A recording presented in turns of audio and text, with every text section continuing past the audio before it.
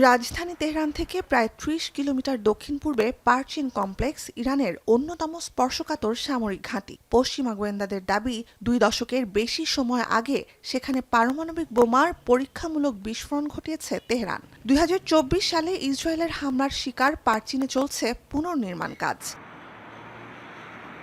October থেকে গেল কমাসে ধাপে ধাপে প্রাপ্ত স্যাটেলাইট ছবি বিশ্লেষণে তথ্য মিলছে পারচিনে কংক্রিটের একাধিক নতুন অবকাঠামো তৈরি হয়েছে, ধাতব ছাদ দিয়ে ঢাকা সেসব স্থাপনা। এছাড়া গেল বছর ইরান ইসরায়েলের ১২ দিনের যুদ্ধে যুক্তরাষ্ট্রের হামলার শিকার ইস্পাহান, নাতানজ, সিরাজে ও কোমে ভূগর্ভস্থ পারমাণবিক কেন্দ্র আর ক্ষেপণাস্ত্র ঘাঁটিতে সুড়ঙ্গ প্রবেশপথ মাটি দিয়ে ঢেকে দেয়া, মেরামত আর শক্তিশালী করার কাজ চলমান। যদিও পারমাণবিক অস্ত্র তৈরির কোনো চিন্তা নেই বলে ফের দাবি তেহরানের। নোভা এলইডি টিভি, ঝকঝকে ছবি, নিখুঁত শব্দ, ৫ বছরের ওয়ারেন্টি। নোভা মানে সঠিক মান, নিশ্চিত সেবা। اعلام من مهم نیست. سیاست و فتوای مقام معظم رهبری از نظر اعتقادی مهمه. به هیچ وجه به دنبال سلاح هسته‌ای نیستیم. ওমানের মধ্যস্থতায় ইরানের পরমাণু ইস্যুতে যুক্তরাষ্ট্রের সাথে ২ ধাপ পরোক্ষ আলোচনার পর চলছে তৃতীয় ধাপের প্রস্তুতি।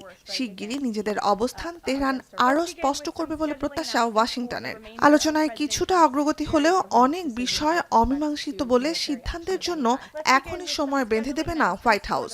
I think you heard from the administration and the State Department yesterday that there was a little bit of progress made, but we're still very far apart on some issues. I believe the Iranians are expected to come back to us with some more detail in the next couple of weeks, and so the president will continue to watch how this plays out. এদিকে ইরানের সাথে যে কোনো সময় সংঘাতে জড়ানোর শঙ্কায় সতর্কতা বাড়িয়েছে চিরবৈরী ইসরায়েল। বুধবার দেশটির রাষ্ট্রীয় সংবাদ মাধ্যম জানায়, ইরানে মার্কিন অভিযান কয়েক সপ্তাহ দীর্ঘ হবে এমনটা ধরে নিয়ে উচ্চ স্তরের নিরাপত্তা প্রস্তুতি রয়েছে ইসরায়েলের। নুজহাত কামাল, এখন বিশ্ব।